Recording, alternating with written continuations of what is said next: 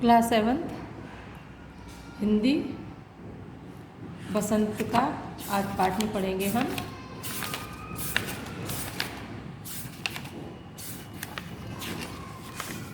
दो दादी। तो बच्चों, ये पहला वाला पाठ तो आपने कंप्लीट कर लिया होगा, अपनी कॉपी में लिख लिया होगा उसको। आगे हम देखते हैं पाठ 2 दादी माँ। ये दादी माँ लेखक की दादी माँ है, जो लेखक ने अपनी दादी माँ के गुणों के बारे में बताया है। दादी माँ का व्यक्तित्व कैसा था, इस पाठ के अंतर्गत हम पढ़ेंगे। तो इस दादी माँ पाठ के लेखक हैं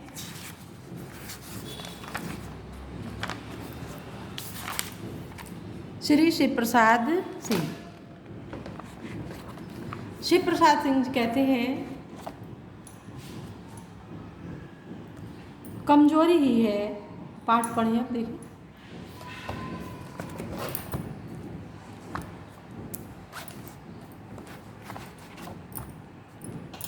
कमजोरी ही है अपनी, पर सच तो यह है कि जरा सी कठिनाई पड़ते ही बीसों गर्मी बरसात और बसंत देखने के बाद भी मेरा मन सदा नहीं तो प्रायः अनमना सा हो जाता है। मेरे शुभचिंतक मित्र मुँह पर मुझे प्रसन्न करने वाली आने वाली छुट्टियों की सूचना देते हैं और पीठ पीछे मुझे कमज़ोर और जरा सी प्रतिकूलता से घबराने वाला कहकर मेरा मजाक उड़ाते हैं। मैं सोचता हूँ, अच्छा अब कभी उन बातों को न सोचूंगा। ठीक है, जाने दो, सोचने से क्या होता है, क्या है। पर बस मेरी आँखों के सामने शरद की शीत किरणों के समान स्वच्छ शीतल किसी की भी धुंधली सी छाया नाच उठती है। तो देखिए बच्चों, जो ये पैराग्राफ है जो लिखा है, इसमें लेखक ने बताया है, लेखक ने अपनी कमजोरी बताई है।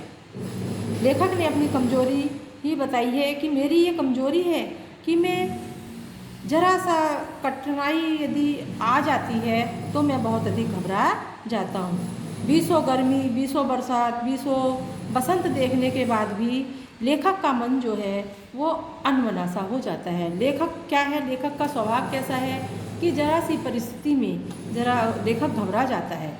लेखक के शुभचिंतक क्या कहे, उसके सामने, लेखक के सामने तो उसको सहारा देंगे, उनकी तारीफ करेंगे और पीठ पीछे कहेंगे कि क्या कहेंगे कि उनको कमज़ोर बताएंगे, जरा सी प्रतिकूल में घबराने वाला कह करके लेखक का मजाक उड़ाते हैं उनके जो शुभचिंतक हैं। तो लेखक कहता है कि मैं सोचता हूँ, अच्छा अब कभी मैं उन बातों को नहीं सोचूंगा, यानी जो बातें बीत गई हैं, जो हो रहा है, मैं उसके विषय में नहीं सोचूंगा। लेकिन ज़बरदस्ती लेखक के सामने घबराहट सी आ जाती है, यानी शरद की शीत किरणों की सर्दी में कैसे होगा, गर्मी में कैसे होगा, अर्थात आने वाला जो समय है उनका जो कुछ गलत सा उस पर जो है प्रभाव पड़ने लगता है कि उसमें कैसे करूँगा, ऐसा हुआ तो क्या होगा, ये हुआ तो क्या होगा। लेखक पहले से पहले ही सोचने लगता है। धुंधली सी छाया जो है लेखक के सामने नाच उठती है।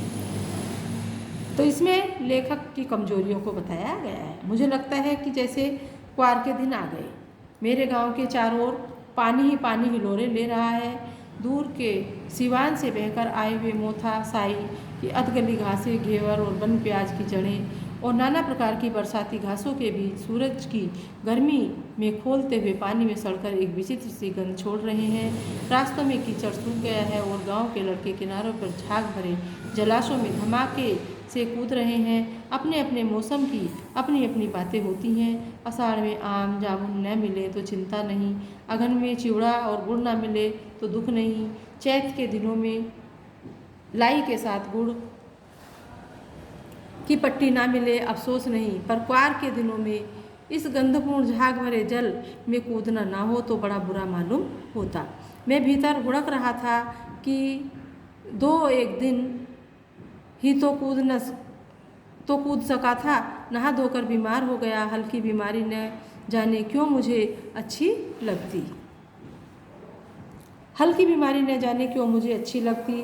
थोड़ा थोड़ा ज्वर हो, सर में साधारण दर्द, खाने के लिए दिन भर नींबू और साबू, लेकिन इस बार ऐसी चीज़ नहीं थी। ज्वर तो चढ़ा तो फिर चढ़ता ही गया, रजाई पर रजाई, और उतरा रात 12 बजे के बाद। क्या कहते हैं लेखक कि मुझे लगा कि क्वार के दिन आ गए हैं। मेरे गांव के चारों ओर क्या है, पानी भर गया है, पानी हिलोरे ले रहा है दूर। यानी ये किस समय का वर्णन है, ये उस समय का है जब बरसात बीत जाती है और देखते हैं आप बरसात अधिक होने के कारण सब और पानी भरा रहता है, तालाब हैं, छोटे नाले हैं, रास्ते हैं जो गहरे, उनमें सब में पानी सड़ने लगता है, सब भर जाता है। दूर के सिवन बहकर, दूर से जो बह कर के सिवान, सिवान किसको कहते हैं, सिवान होती है जो गांव का की सीमा होती है, उसको सिवान कहते हैं। सीमा पर बह कर के आए हुए मोथा, साई, अधगली घासें, वन, ये जंगली घासें होती हैं बच्चों सब, वन प्याज की जड़ें, विभिन्न प्रकार की जो घासें हैं, जब सूरज की तेज़ गर्मी पड़ती है तो उससे ये पौधे जो हैं, ये पेड़ वनस्पति जो है ये सड़ने लगती हैं और एक अजीब सी गंध जो है फैलाती हैं। रास्तों में कीचड़ सूख जाता है और गांव के लड़के किनारे भरे हुए झाग भरे जलाशय होते हैं, उसमें स्नान करते रहते हैं, धमाके से मस्ती करते हैं, कूदते रहते हैं। अपने अपने मौसम की अलग अलग बातें होती हैं। ये बरसात की है, आषाढ़ की बात कुछ अलग है। आषाढ़ में आम जामुन नहीं मिले तो अच्छा ही नहीं लगता, अघन मास में चिवड़ा नहीं मिले खाने के लिए तो वो भी अच्छा नहीं लगता है। चैत के दिनों में लाई के साथ गुड़ की पट्टी ना मिले तो कोई अफसोस नहीं, लेकिन क्वार के दिनों में यदि गंधपूर्ण झाग जल में कूदना ना पड़े तो बुरा मालूम होता है। मैं भीतर हुड़क रहा था, लेखक कहता है, तो एक दिन ही तो कूद सका था, यानी लेखक जो है एक ही दिन जो है उस तालाब के पानी में कूदा था, एक दिन ही नहाया था, एक दिन ही उसमें मस्ती की थी और नहा धोकर बीमार हो गया। बीमार हो गया, हल्की बीमारी न जाने मुझे अच्छी लगती है। थोड़ा थोड़ा ज्वर हो गया, ज्वर यानी बुखार हो गया, साधारण सा सर में दर्द हो गया, खाने के लिए दिन भर नींबू और साबुन उनको दिया गया, लेकिन इस बार ऐसी चीज़ नहीं मिली। ज्वर चढ़ा तो चढ़ता ही चला गया। लेखक कहता है कि उनको पहले भी बुखार हुआ है, ज्वर हुआ है, लेकिन इस बार का ज्वर कुछ अलग ही था। ज्वर चढ़ता तो चढ़ता ही चला गया और रात को 12 बजे के बाद उनका बुखार उतरा, ज्वर उतरा। दिन में मैं चादर लपेटे सोया था। दादी माँ आई, शायद नहाकर आई थी उसी झाग वाले जल में। दादी माँ भी उसी झाग वाले जल में ही नहाकर आई थी। पतले दुबले स्नेह सने शरीर पर सफ़ेद किनारीदार धोती, सन से बालों के सिरों पर सद्य टपके हुए जल की शीतलता आते ही उन्होंने सर पेट छुए। आंचल की गांठ खोल किसी अदृश्य शक्तिधारी के चबूतरे की मिट्टी मुंह में डाली, माथे पर लगाई। दिन रात चारपाई के पास बैठी रहती, कभी पंखा जलती, कभी जलते हुए हाथ पैर कपड़े से सहलाती, सर पर दालचीनी का लेप करती और 20 बार छू छू कर ज्वर का अनुमान करती। हांडी में पानी आया कि नहीं, उसे पीपल की छाल से छोका कि नहीं, खिचड़ी में मूंग की दाल एकदम मिल गई कि नहीं, कोई बीमार के घर में सीधे बाहर से आकर तो नहीं चला गया, आदि लाखों प्रश्न पूछ पूछ कर घर वालों को परेशान कर देती थी। अब इसमें लेखक को बुखार चढ़ा हुआ है, लेखक ज्वर से लेटा हुआ है, सोया हुआ है और उनकी क्या है, दादी माँ आई हैं। दादी माँ कहाँ से आई हैं? वो उस झाग वाले जलाशय से ही नहा धो करके आई हैं। पतला दुबला उनका शरीर है, स्नेह सने प्रेम से भरे हुए, सने माने भरा, प्रेम से भरा हुआ शरीर। सफ़ेद किनारीदार धोती पहने हुए हैं और उनके बाल कैसे हैं, सफ़ेद हैं। और जो क्या है, नहा के आई हैं तो उन बालों से शीतल पानी जो है टपक रहा है। गीले बाल हैं, पानी टपक रहा है। आते ही क्या किया दादी ने, उनका क्या छुआ, पेट और सर छुआ। लेखक का पेट छुआ, सर छुआ और आंचल की गांठ खोल दी और उनको अपने हृदय से लगा लिया। किसी अदृश्य शक्तिधारी के यानी कोई होंगे जो तांत्रिक वगैरह इस तरह के हैं, उनके चबूतरे की मिट्टी लेके आ गई और वो उनके मुंह में डाली और लेखक के माथे पर लगाई और रात भर चारपाई के पास ही बैठी रहीं।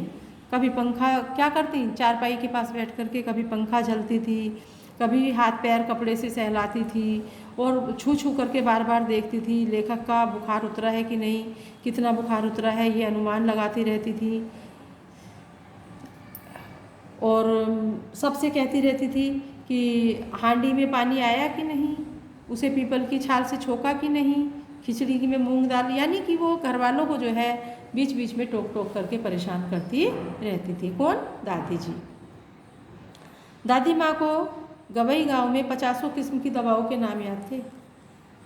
उनकी दादी माँ बहुत अनुभवी थी और उनको बहुत सारी दवाई वगैरह भी वो जानती थी।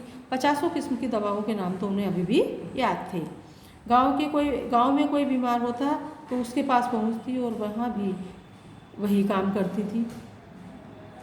कभी क्या करती थी, कोई बीमार हो जाता था गाँव तो एकदम तुरंत ही वो खबर लेने के लिए पहुँच जाती थी और बीमार का माथा छूती थी, हाथ छूती थी, पेट छूती थी और फिर भूत से लेकर मलेरिया, सराम, निमोनिया तक का अनुमान विश्वास के साथ उनको सुनाती थी, अच्छे से उनको जानकारी देती थी। महामारी और विसूचिका के दिनों में रोज़ सवेरे उठकर स्नान के बाद लवंग और गुड़ मिश्रित जलधार, गुग्गल और धूप सफाई कोई उनसे सीख ले। दवा में देर हो जाए लेकिन मिश्री और शहद खत्म हो जाता तो तुरंत ही गिलास खत्म हो जाता, चादर या गिलाफ नहीं बदले जाते तो जैसे पागल हो जाती थी, यानी कि थोड़ा सा कोई काम रह जाता था वो तुरंत ही बोलने लग जाती थी, चिल्लाने लग जाती थी और घर वालों को डांटने लग जाती थी। बुखार तो मुझे अब भी आता है, नौकर पानी दे जाता है, मेस महाराज अपने मन से पकाकर खिचड़ी और साबू दे जाते हैं, डॉक्टर साहब आकर नाड़ी देख जाते हैं, पुनैन मिक्सचर और शीशी की तिताई के डर से बुखार भाग भी जाता है, पर न जाने क्यों ऐसे बुखार को बुलाने का जी नहीं होता। यानी ऐसे बुखार को बुलाने का जी नहीं होता। और वो जो दादी वाला बुखार था वो लेखक को अच्छा लगता था क्योंकि दादी सहलाती थी, है ना, कपड़े से पोंछती थी। तो लेखक इसमें भी अपने बचपन की बात बता रहे हैं। अब लेखक कहते हैं कि किशन भैया की शादी ठीक हुई। दादी माँ के उत्साह और आनंद का क्या कहना। दादी माँ भी बहुत उत्साहित थी, बहुत आनंदित थी, बहुत प्रसन्न थी, दिन भर गायब रहती, यानी दिन भर वो घर पे नहीं, सारा घर जैसे उन्होंने सर पर उठा लिया हो। फिर से देखिए,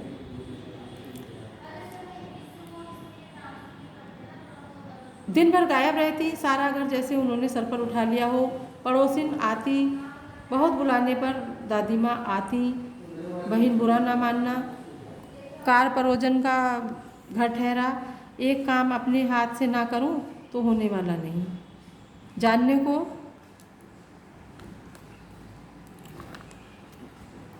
को ये सभी जानते हैं कि दादी माँ कुछ नहीं करती, पर किसी काम में उनकी अनुपस्थिति वास्तव में विलम्ब का कारण बन जाती। उन्हीं दिनों की बात है, एक दिन दोपहर को मैं घर लौटा, बाहरी निकसार में दादी माँ किसी पर बिगड़ रही थी। देखा पास के कोने में दुबकी रामी की चाची खड़ी थी। सो ना होगा धन्नो, रुपए मैं सूद के आज दे दो, तेरी आँख में तो शर्म है नहीं। मांगने के समय कैसी आई थी और पैरों पर नाक रगड़ती फिरी, किसी ने एक पाई न दी, पर अब लगी है आजकल करने, फसल में दूंगी, फसल में दूंगी। क्या अब क्या तेरी खातिर दूसरी फसल कटेगी।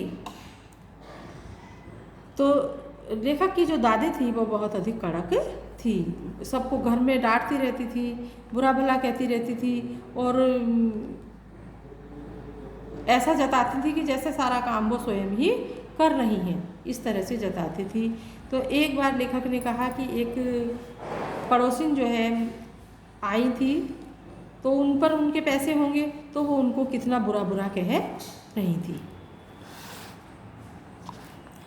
वो पड़ोसन कह रही थी दूंगी मालकिन, रामी की चाची रोती हुई कह रही थी कि दूंगी मालकिन, पैसे आपका चुका दूंगी। दोनों हाथ से आंचल पकड़े दादी माँ के पैरों में झुकी यानी अपने दोनों हाथ जोड़ करके और दादी माँ के पैरों में भी झुकी। बिटिया की शादी है, आप न दया करेंगी तो उस बेचारी का निस्तार कैसे होगा, कि बिटिया की शादी है, मैं आपके पैसे चुका दूंगी, मुझ पर दया कीजिए। तो दादी कह रही हट हट, अभी नहा के आ रही हूँ। दादी माँ पीछे हट गई। जाने दो दादी, मैंने इस अप्रिय प्रसंग को हटाने की गरज से कहा, बेचारी गरीब है, दे देगी कभी। लेखक कहते हैं कि मैंने कहा जाने दो दादी जी, जाने दो।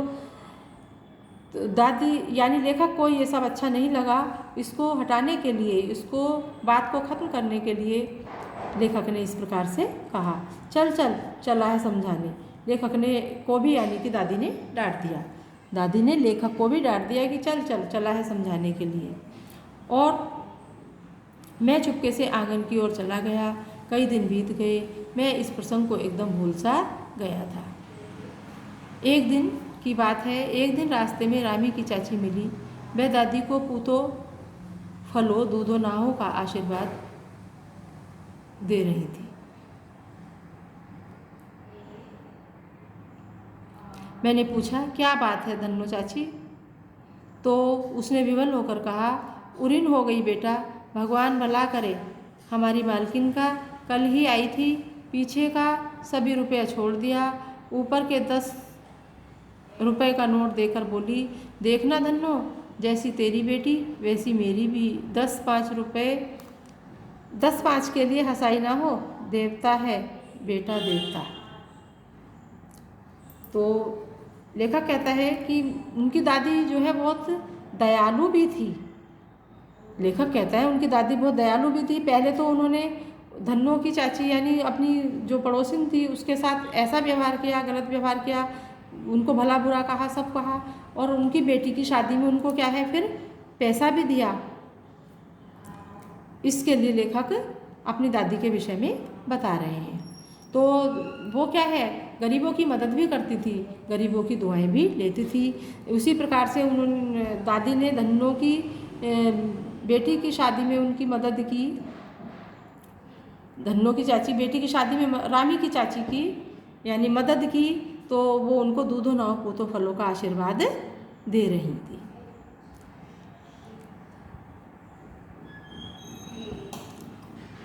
उस रोज़ तो बहुत डांट रही थी। मैंने पूछा, फिर लेखक ने अपनी दादी से पूछा कि उस रोज़ तो बहुत डांट रही थी, वह तो बड़े लोगों का काम है बाबू, रुपया देकर डांटे भी नहीं तो क्या लाभ। दादी ने क्या उत्तर दिया कि ये बड़े लोगों का काम है, जब रुपया दिया है तो डांटे भी नहीं क्या, डांटेंगे तो है ही। ऐसा दादी ने कहा। मैं मन ही मन इस तर्क पर हंसता हुआ आगे की ओर बढ़ गया। किशन के विवाह के दिनों की बात है कि विवाह में 4-5 रोज पहले से ही औरतें रात रात भर गीत गाती हैं। विवाह की रात को अभिनय भी होता है। यह प्रायः एक ही कथा का हुआ करता है। उसमें विवाह से लेकर पुत्रोत्पत्ति तक के सभी दृश्य दिखाए जाते हैं। सभी पाठ औरतें ही करती हैं। मैं बीमार होने के कारण बारात में न जा सका। मेरा ममेरा भाई राघव दालान में सो रहा था। वह भी बारात में जाने के बाद पहुंचा था। औरतों ने उस पर आपत्ति की। क्या है इसमें कि लेखक कहते हैं कि किशन के विवाह के दिनों की बात है। विवाह के दिनों की बात है। एक बार ऐसा हुआ कि विवाह के 4-5 रोज पहले औरतें जो हैं आज भी गाती हैं, रात रात भर गीत गाती हैं। विवाह की रात को अभिनय करती हैं, तरह तरह के दूल्हा दुल्हन बन करके। इस प्रकार दूल्हा दुल्हन से और पुत्रोत्पत्ति तक के अभिनय करती हैं। सभी दृश्य क्या है इसमें औरतें ही करती हैं, सभी भूमिकाएं औरतें ही निभाती हैं। इस प्रकार से मनोरंजन करती हैं। तो लेखक भी बीमार होने के कारण बारात में नहीं गया था। और लेखक का चचेरा भाई भी जो है ममेरा भाई भी जो है दालान में सो रहा था। तो औरतों ने उस पर आपत्ति की कि ये हाँ औरतों के बीच में क्या कर रहा है। इस तरह से उन्होंने आपत्ति की। दादी माँ बिगड़ी, लड़के से क्या पर्दा, लड़के और ब्राह्मण का मन एक सा होता है, ब्रह्मा का। दादी को अच्छा नहीं लगा, दादी बिगड़ गई कि लड़के से क्या पर्दा है, लड़का और ब्रह्मा का मन एक जैसा होता है, कोई आपत्ति नहीं होगी।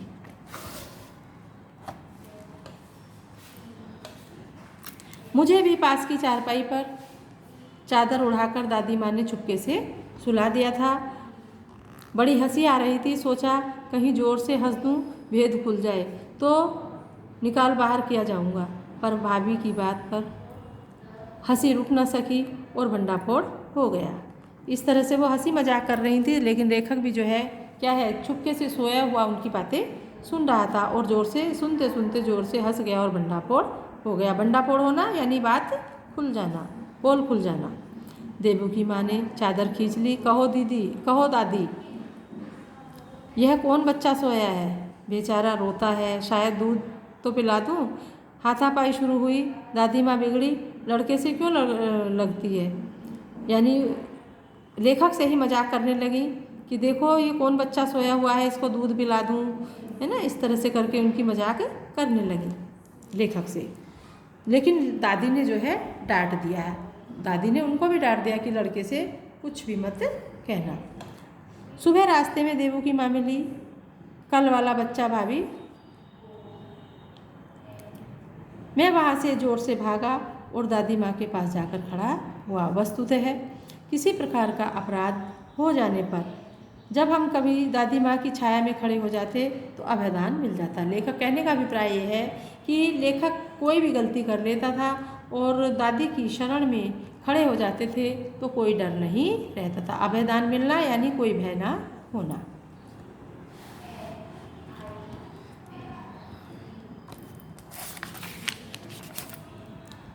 स्नेह और ममता की मूर्ति दादी माँ। दादी माँ कैसी थी? स्नेह और ममता से भरी हुई थी। स्नेह और ममता की साक्षात मूर्ति थी। एक एक बात आज कैसी कैसी मालूम होती हैं।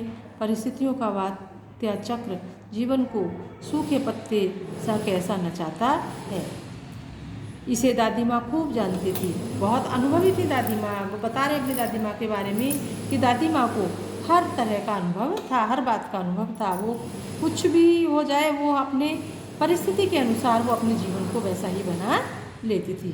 बातों ही बातों में अपने वात्या चक्र के द्वारा ही वो अपने जीवन को परिस्थितियों के अनुसार ही बदल लेती थी।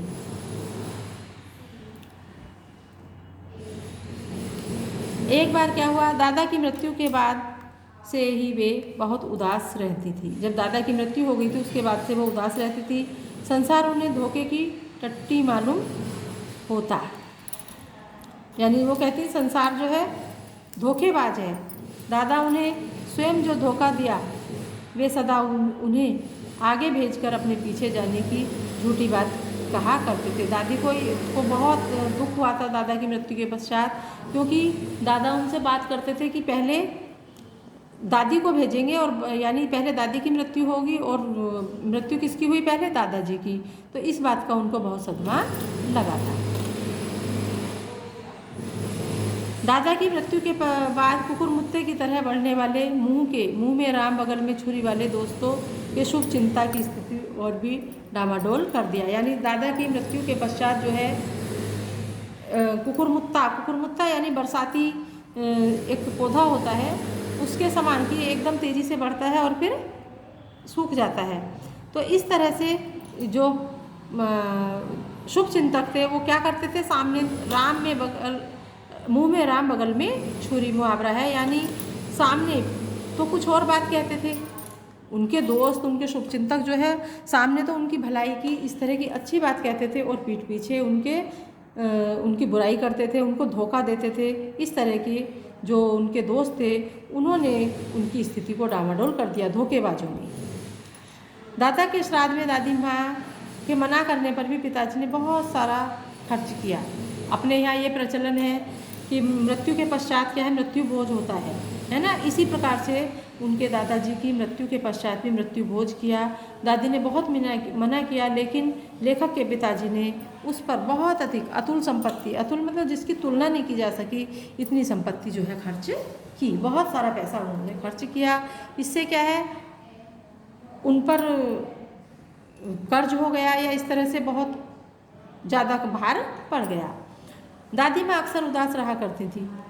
दादी माँ अक्सर माने हमेशा उदास रहने लगी।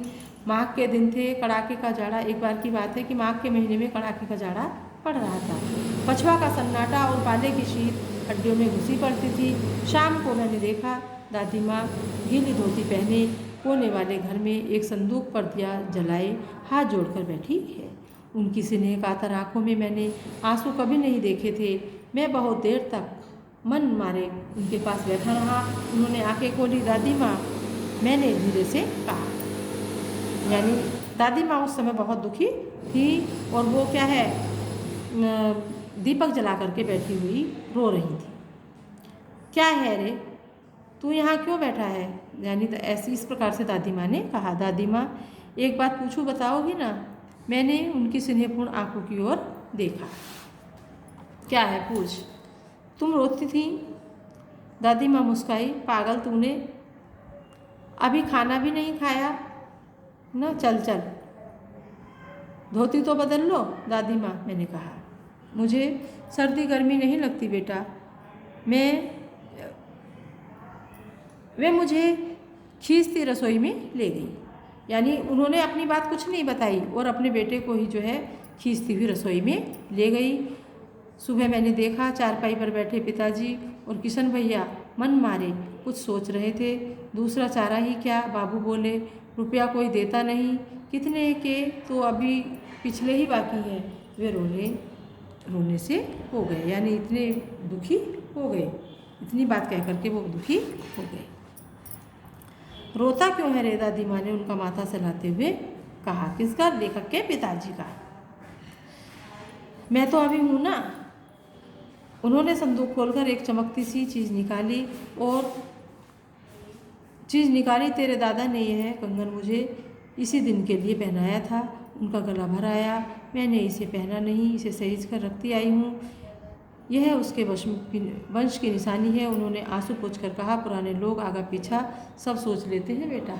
तो दादी ने जो पुराना रखा हुआ कंगन था, दादी को जो खानदानी कंगन था, वो दादी ने निकाल करके दे दिया कि चिंता करने की ज़रूरत नहीं है बेटा, इस कंगन से तू अपना घर का काम चला ले।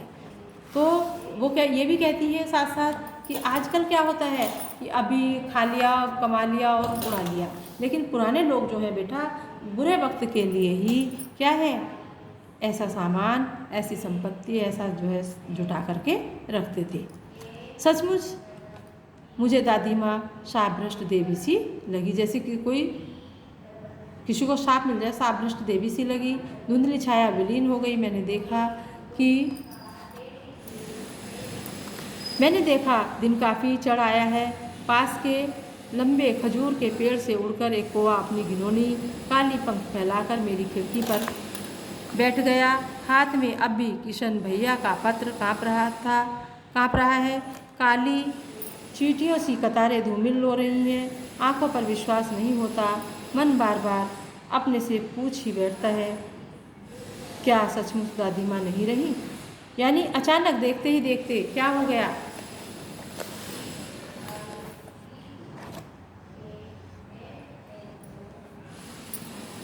तो ये आपकी पाठ है दादी माँ। इसके क्वेश्चनों के आंसर कल भेज देंगे बेटा अगली वीडियो में, और आप इस पाठ को पढ़ना और समझना ध्यान से, है ना। और जो क्वेश्चन आपको भेजे जाएंगे वो ध्यान से करके कॉपी में रख लेना। कभी भी हम कॉपी चेक करने के लिए आपकी मंगा लेंगे। ये आपका